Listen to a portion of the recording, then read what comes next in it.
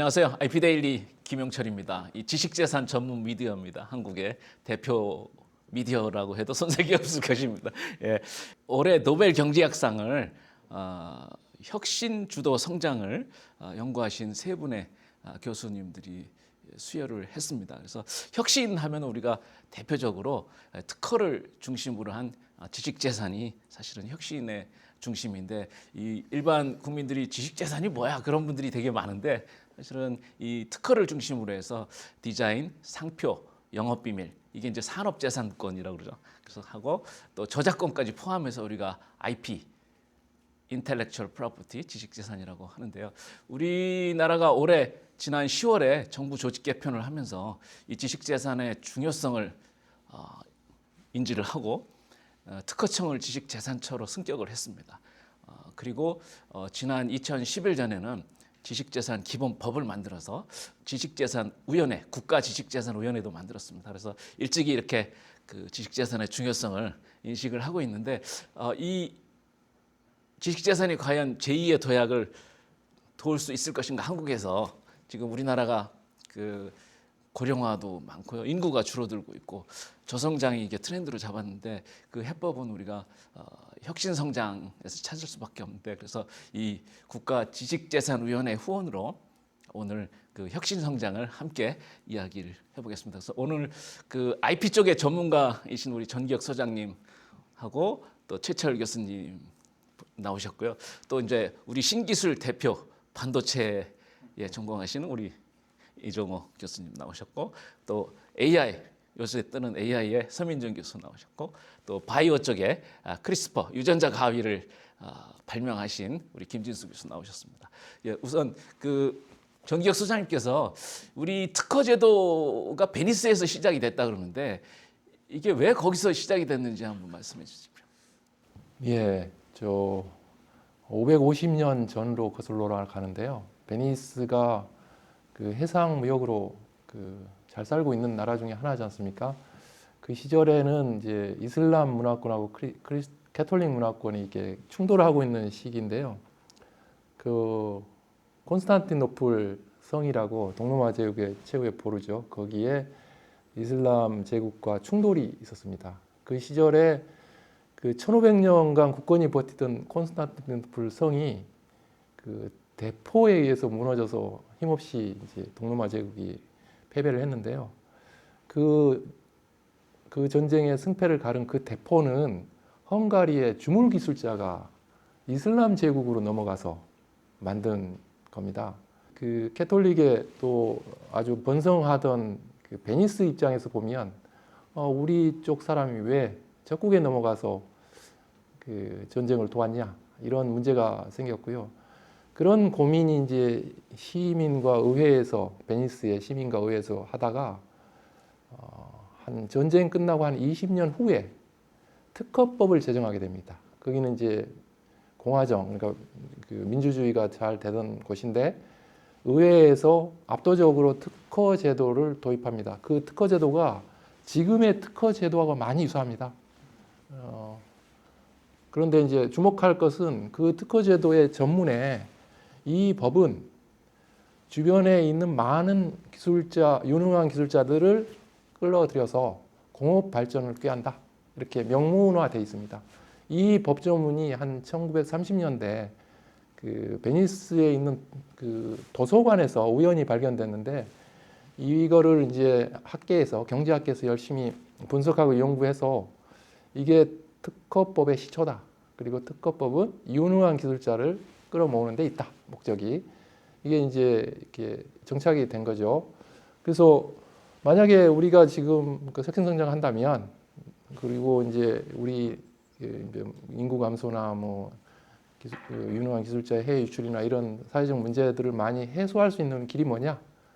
저는 특허 제도를 제대로 한번 운영해 보는 게 어떠냐, 이런 생각입니다. 예. 우리 전기혁 소장님이 쓰신 제가 특허 존중서에 감명 있게 읽었습니다.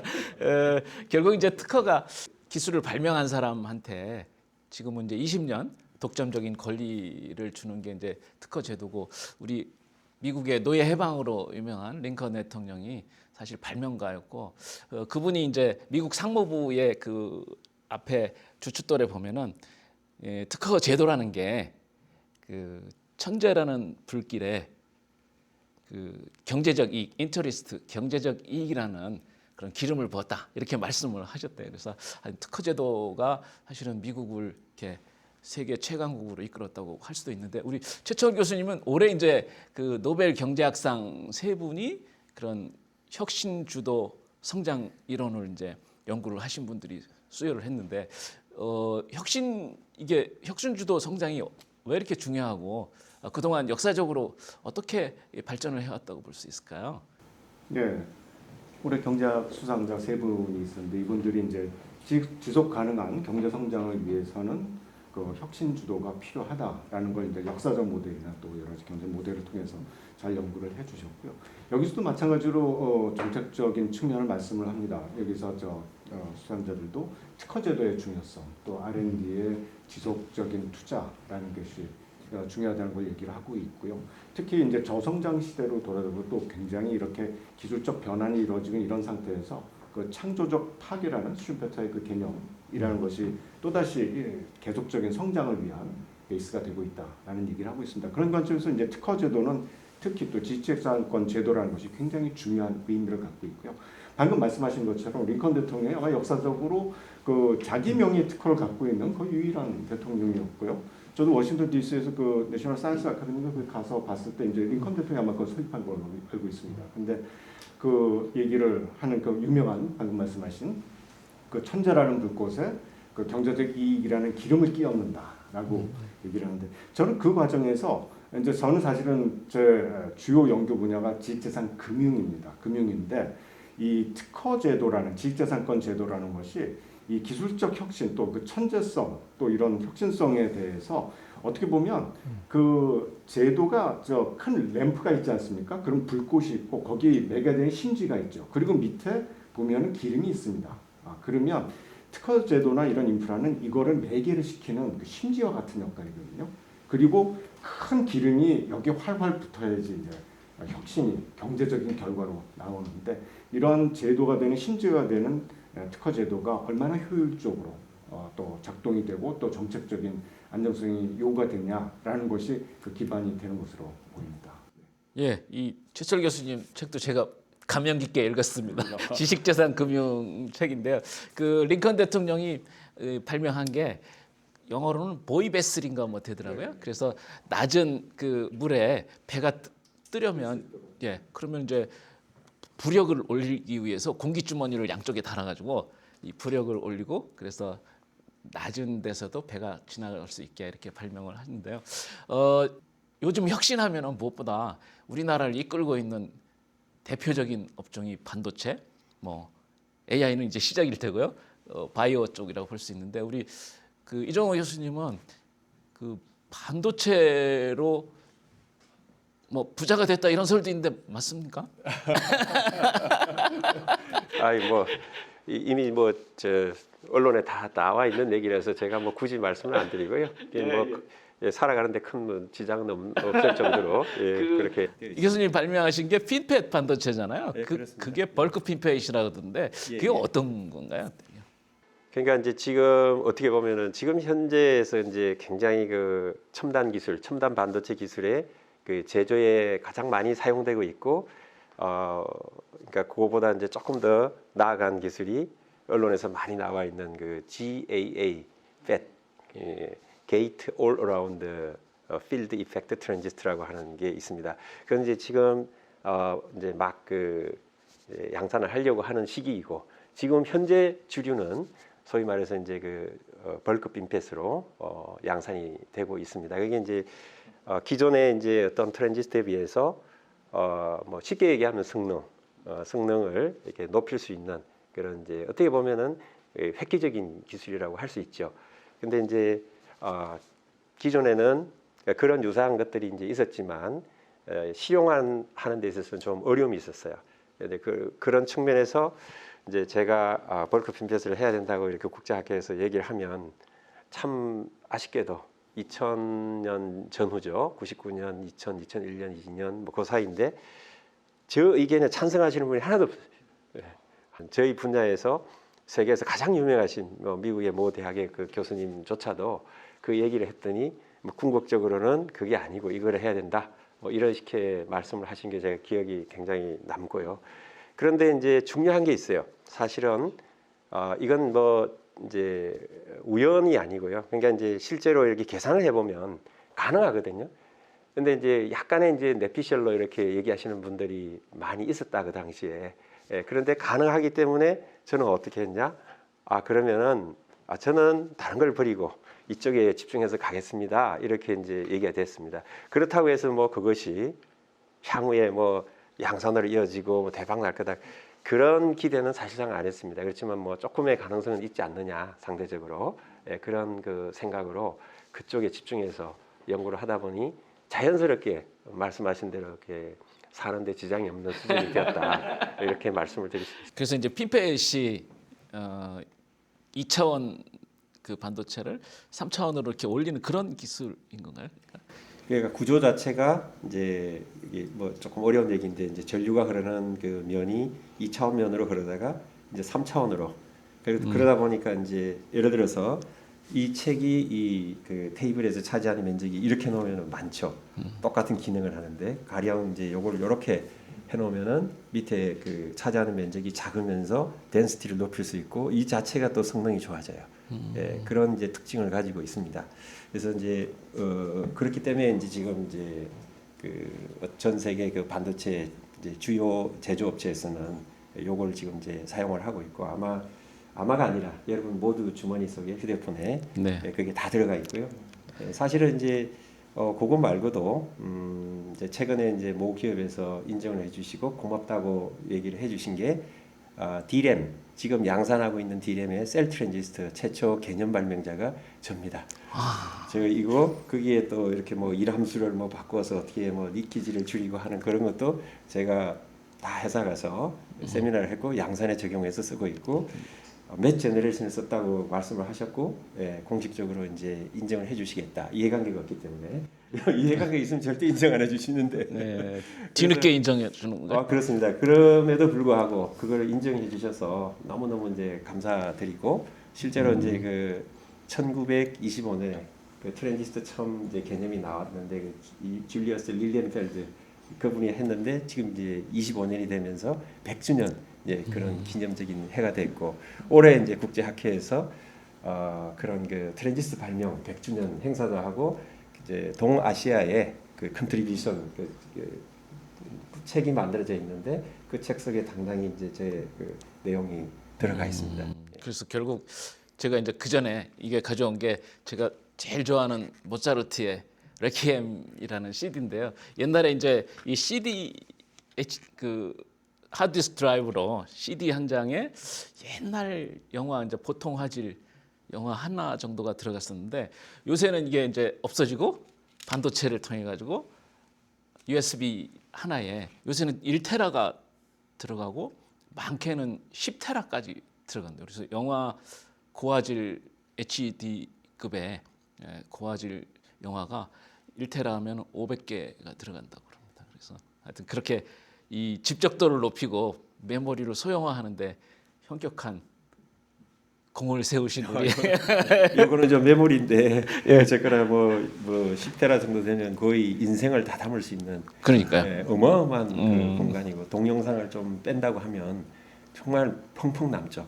그러니까요. 남을 정도로 뭐 이것도 이제 앞으로 아주 또 여러 가지 좋은 상품들이 나올 겁니다.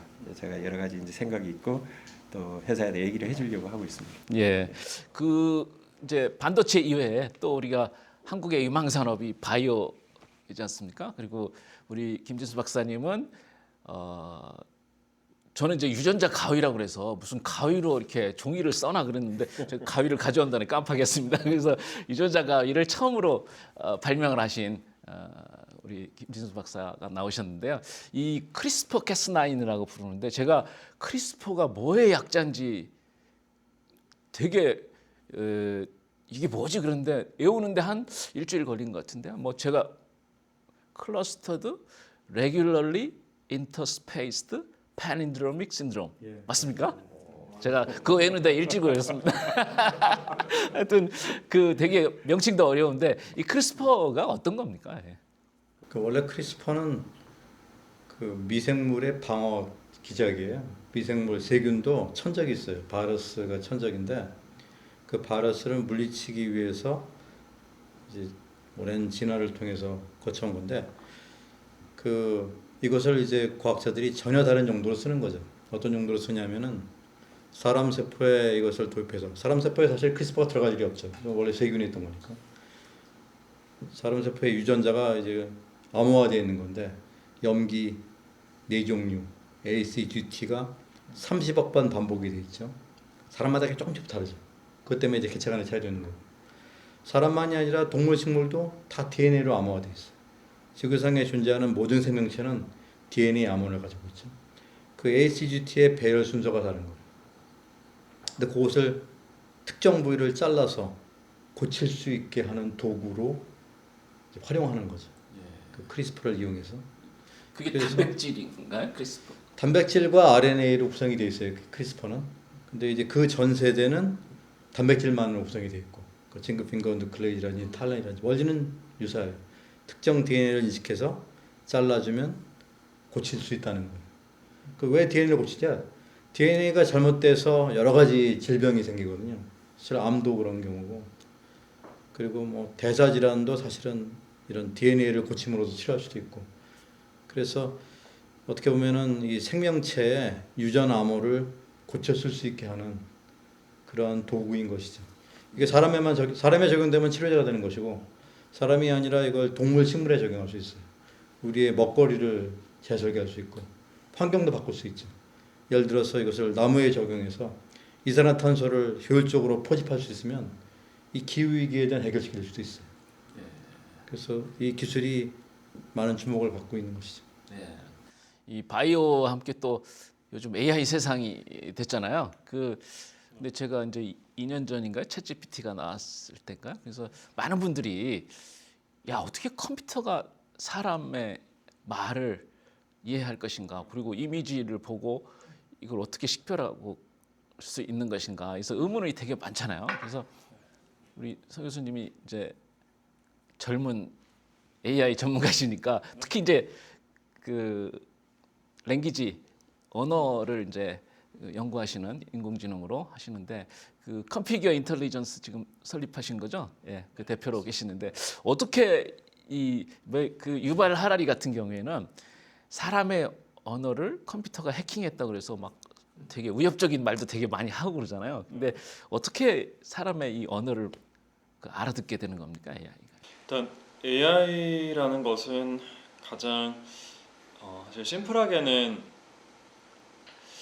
우리가 그 웹상에 있는 많은 데이터가 있지 않습니까? 웹상에 사실 수십 년 동안 사람들이 올려놓은 데이터가 있죠. 그 데이터가 코드일 수도 있고 논문일 수도 있고 또는 다른 종류의 데이터일 수도 있는데요. 이런 데이터들을 입력과 출력으로 이제 볼 수가 있어요. 질문을 던지면 답이 나온다 볼 수도 있고, 뭐 코드의 첫 한 줄을 보고 그 다음 줄을 쓴다 볼 수도 있고요. 입출력으로 이렇게 나누게 되면은 AI가 그 배우는 것은 이런 입력이 주어졌을 때 어떻게 이런 출력을 낼 수 있는가를 수백억 개, 수조 개를 보고 학습을 합니다.